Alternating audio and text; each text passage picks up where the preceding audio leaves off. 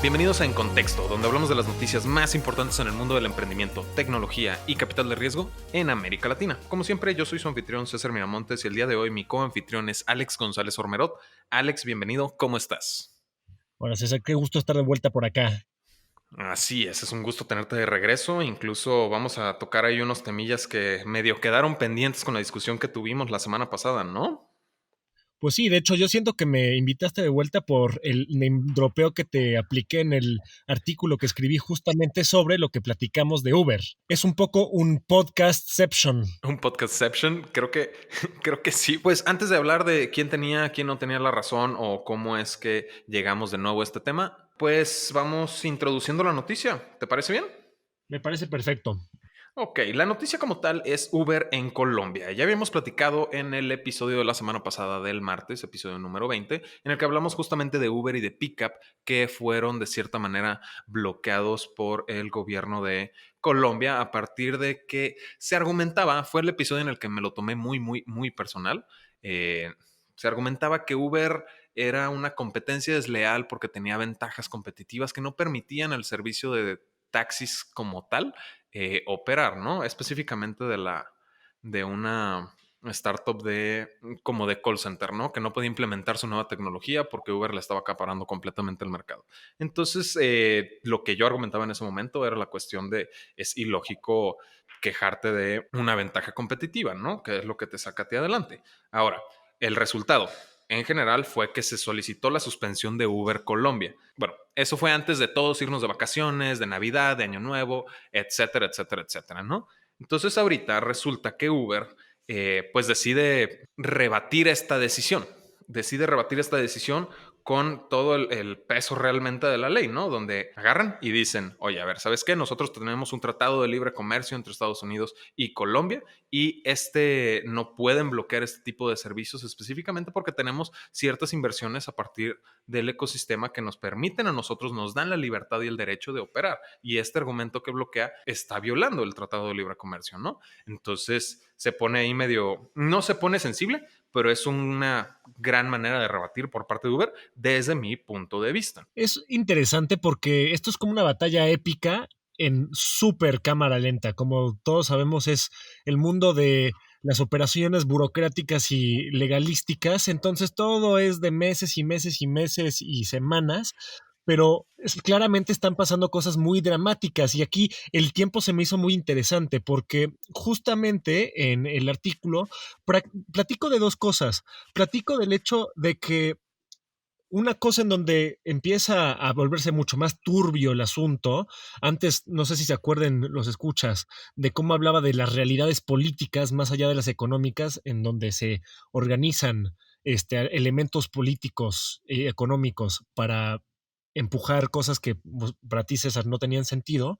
Aquí ya vimos algo que de plano parece ser mano negra, que fue que el gobierno colombiano al parecer quiso retrasar este proceso legal para que no se pudiera llevar a cabo de inmediato y tuviera que salirse Uber para complicarle la vida.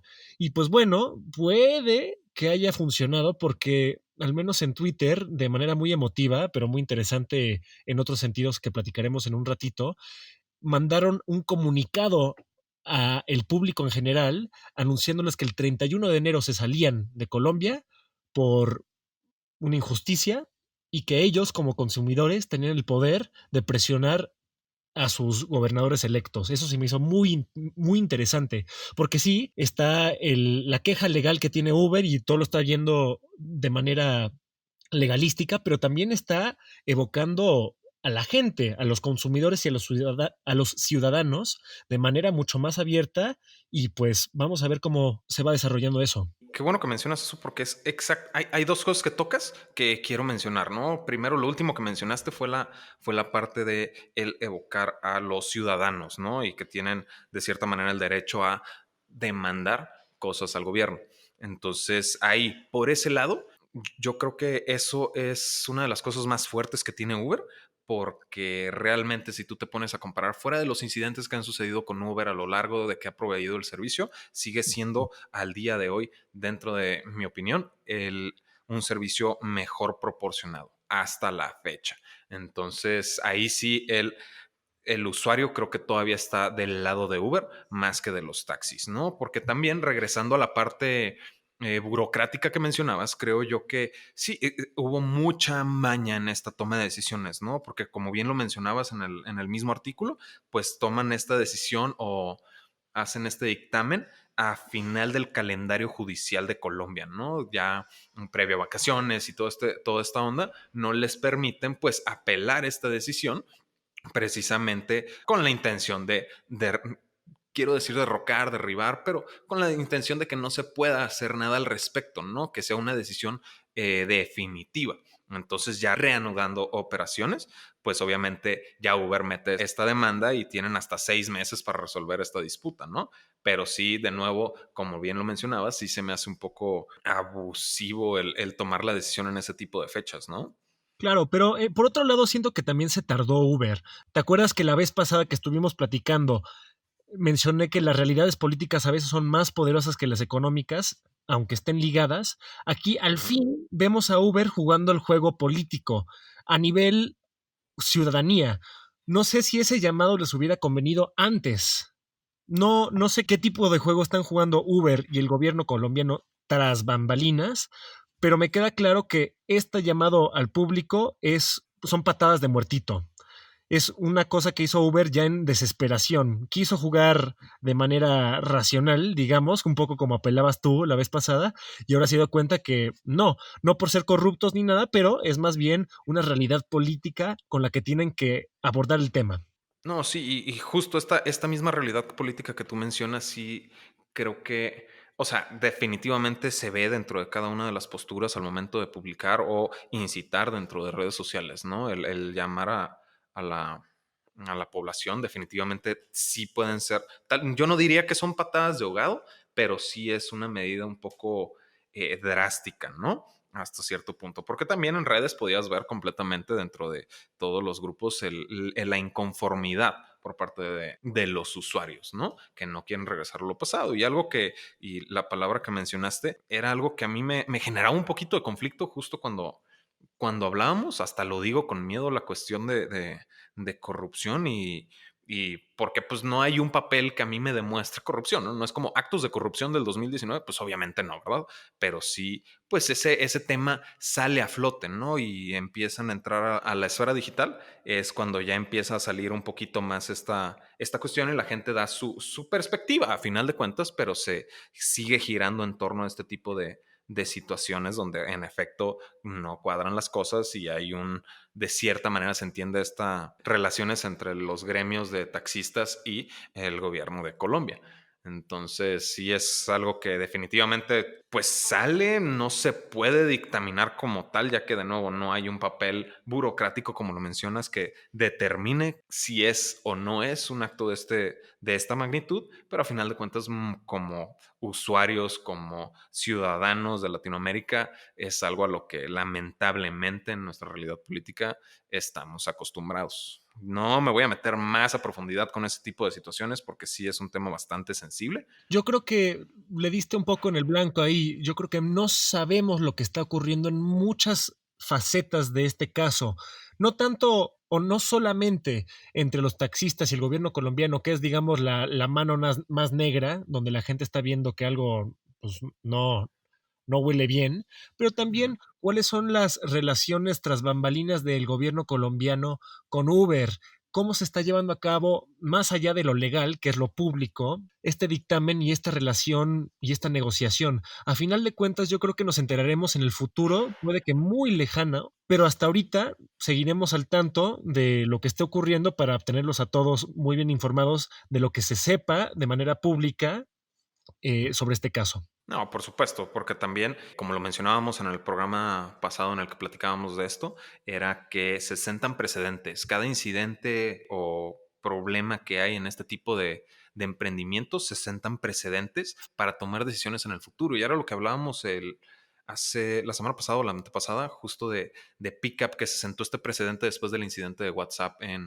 en Perú, ¿no? Y ya después llega a Colombia y empieza a tomar decisiones sobre Uber y también sobre Pickup.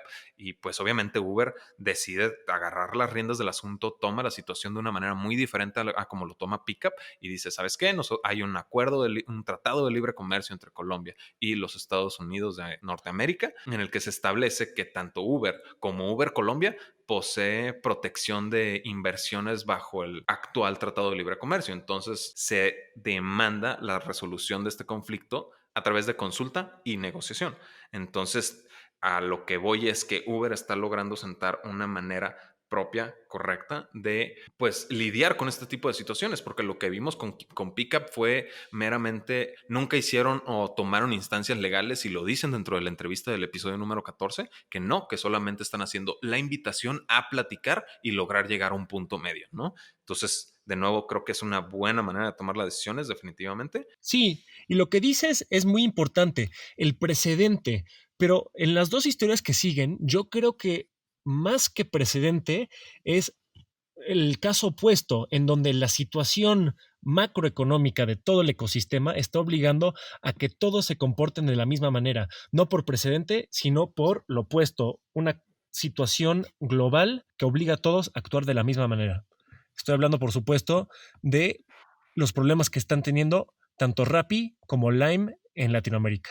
Y qué bueno que mencionas justamente Lime, ¿no? Porque es la segunda noticia que vamos a tocar el día de hoy. Y la noticia como tal es que decide retraer sus operaciones de varios países en el mundo, pero mayoritariamente de América Latina. Las razones por las que se sale es que el crecimiento de la industria de movilidad se ha hecho a una velocidad un poco más lenta de lo que se esperaría. Toman la decisión de retirarse. Los países en específico de América Latina, en Brasil son Sao Paulo y Río de Janeiro, en Argentina es de Buenos Aires, en Perú es de Lima, en Uruguay es de Montevideo, en México es de Vallarta y en Colombia es de Bogotá. Entonces, algo que llamó un poquito la atención es justamente el tiempo, por ejemplo, que estuvieron en Buenos Aires y en Lima, que fue solamente de 3 meses, como para dictaminar que la industria está creciendo muy lento, porque yo en lo personal considero que no es el tiempo suficiente para permitir que el usuario adopte una tecnología de movilidad, ¿no? Porque es un servicio que se usa de manera bastante regular una vez adoptado y 3 meses se me hace muy poco. Claro, lo que está revelando ahí justamente es, dicen más por lo que no dicen. Los cortos plazos yo creo que hablan de dos cosas más grandes. Una es, internamente no sabemos cómo le está yendo a Lime, pero seguramente no les está yendo tan bien. Seguramente esperaban otra cosa en términos de crecimiento. Pero a otro nivel estructural, yo creo que el hecho de que hayan abandonado muchas ciudades latinoamericanas podría hablar de una cosa que no se menciona tanto en el artículo, que es problemas de infraestructura. La teoría dice que si un servicio es bueno, la gente lo adoptará. Si es lo suficientemente barato, si es lo suficientemente eficiente y disponible, la gente lo va a querer usar.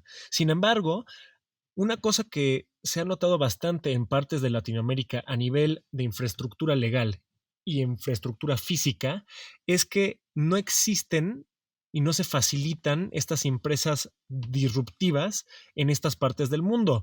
Lo vimos con Uber, no existe la infraestructura legal para ellos, según los taxistas, pero también muchos de estos lugares puede que no hayan sido buenos candidatos para los scooters porque los atropellan, porque no hay ciclovías o vías donde se pueden ir de manera segura.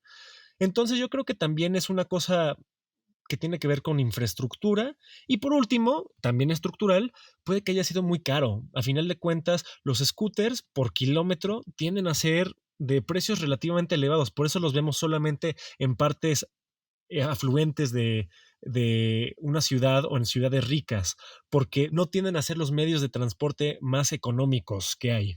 Sí puede ser, pero también, por ejemplo, en Sao Paulo, pues obviamente Sao Paulo es un espacio o es una ciudad que de manera muy natural acepta las tecnologías, pero suele consumir sobre todo lo local. Entonces yo siento que la competencia, por ejemplo, ahí de Grow puede ser algo que les haya generado bastante conflicto y que de plano no sea algo con lo que realmente sepan que pueden competir, ¿no? Obviamente no es la misma situación en Buenos Aires, en Lima, en Montevideo o en Vallarta, pero yo considero por lo menos que Brasil sí puede ser ahí la cuestión de la competencia la que más les esté afectando, porque lo acabas de mencionar y eso es muy cierto. Lime está dándole enfoque prioritario este año a la rentabilidad, porque también esta toma de decisiones significó un recorte de personal de alrededor de hasta 100 personas, ¿no?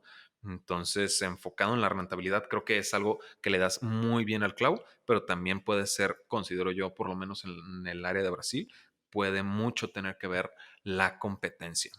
Sin duda, yo creo que más que nada, a final de cuentas, esta es la nueva realidad del ecosistema latinoamericano. Los mercados que antes estaban listos para la disrupción, ahora ya son mercados establecidos. Entonces, la saturación de mercado, por supuesto, que es una realidad para cosas que pues, nos siguen pareciendo bastante nuevas. Entonces, exactamente, creo que Brasil es un muy buen ejemplo de un mercado saturado, pero también pensemos el hecho de que Sao Paulo es una ciudad enorme y Grow aún yo creo que tiene espacio para crecer. Entonces, siento que es una combinación de estos factores. Yo creo que justamente donde sí podían crecer ya está saturado, pero de haber mejor conectividad, mejor movilidad, mejor urbanismo, a final de cuentas, mejor infraestructura física urbana, yo creo que literalmente habría más espacio para crecer para ambos Lime y Grow. Es que sí tienes mucha razón. Definitivamente el mercado de Sao Paulo,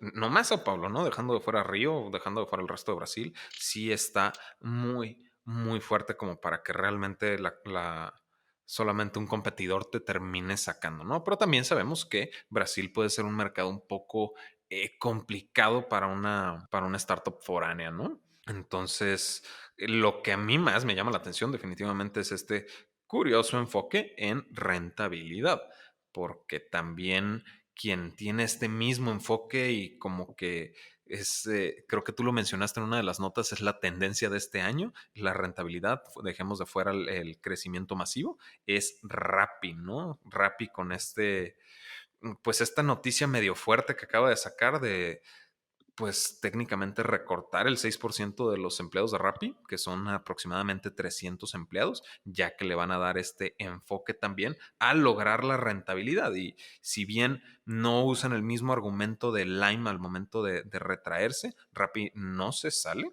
como tal, sino que Rappi cambia su prioridad. De nuevo, rentabilidad, estábamos viendo crecimiento masivo y que ya de pronto la competencia se empezaba a meter también a su territorio y ahora Rappi dice, ¿sabes qué? Este 2020 nos vamos a enfocar en mejorar nuestra tecnología y nuestro UX, ¿no? Sí, pero a la vez tenemos una situación interesante, porque justo hoy salió una noticia en donde una fintech mexicana bastante establecida, Resuelve tu Deuda, recibió $500,000, más o menos, digamos, 25 millones de dólares, para justamente consolidar sus mercados. Dejaron de crecer y ahora están consolidando. Entonces también creemos que hay más debajo de la superficie de lo que se está diciendo. Uno, puede que Rappi se haya excedido, eso es muy posible, pero también una cosa que me dio un poco casi como como un twist de M. Night Shyamalan. ¿Te acuerdas que siempre estamos echándole flores a SoftBank? Pues una cosa que dijo Víctor en este artículo de Rappi, dice, ¿qué pasa si en realidad SoftBank no es tanto la hada madrina, sino la madrastra que de repente sale una vez que ya está en casa y te dice cómo hacer las cosas de una manera que nunca habías contemplado antes? Y lo que básicamente está pasando aquí es que pues, SoftBank ya tiene a gente en la mesa de directivos, están haciendo sentir su peso y la prioridad casi siempre en esta etapa de estas empresas es, que lo hemos visto en otros mercados del mundo, es dejar de crecer y ahora priorizar la rentabilidad. Y aquí pues van a sufrir muchas personas porque a final de cuentas lo que quiere el banco de inversión es que sea redituable su inversión, sea como sea. Entonces seguramente están consolidando sí en sus mercados, pero también seguramente estamos viendo o estamos a punto de ver un incremento de automatización adentro de Rappi, donde antes habían seres humanos trabajando en ciertas áreas, ahora vamos a ver, pues, eficiencia, dirían los bancos. Por otra parte, diríamos despidos. Pues sí, y creo que es de los peligros de la inteligencia artificial, ¿no? Que puede terminar sustituyendo muchos trabajos bien empleada, ¿no? No cualquier cosa, pero definitivamente Rappi, pues con el enfoque que está dando para implementar la infraestructura digital correcta, puede llegar a parchar esta brecha por medio de ese tipo de tecnologías. Ahora, cuando mencionas lo de SoftBank, a mí también me suena ahí un poquito como que se sentaron en Navidad a revisar y dijeron, a ver, ya, ¿qué aprendimos de WeWork? ¿Qué aprendimos de Uber? ¿No? Y en ese momento fue que ya empezaron a bajar a las startups de su portafolio, incluido latinoamericano, como lo podemos ver en Rappi. Lo vemos en Rappi, creo yo, más fuerte porque fue a la startup a la que más dinero le han metido en América Latina, con los $1,000 millones que le terminaron metiendo el año pasado, 2019. Entonces, creo que sí, el golpe que tuvieron ahí con otras startups de su portafolio llega a impactar también el mismo enfoque avaricioso de crecimiento que tenía Rappi en primera instancia, ¿no? Que vimos todo el año pasado. Sí, a final de cuentas lo que vamos a ver aquí es una realidad económica de las que tanto estábamos hablando a nivel positivo con Uber. La realidad económica es que es mejor Uber, es mejor el servicio, etcétera, etcétera, etcétera. Ahora estamos viendo la realidad económica del otro lado. Puede dañar a la gente de manera muy fuerte. 6% pues no es mucho, suponemos, pero pues es gente de verdad que hay que considerar siempre que pues seguramente va a estar perdiendo su salario este mes.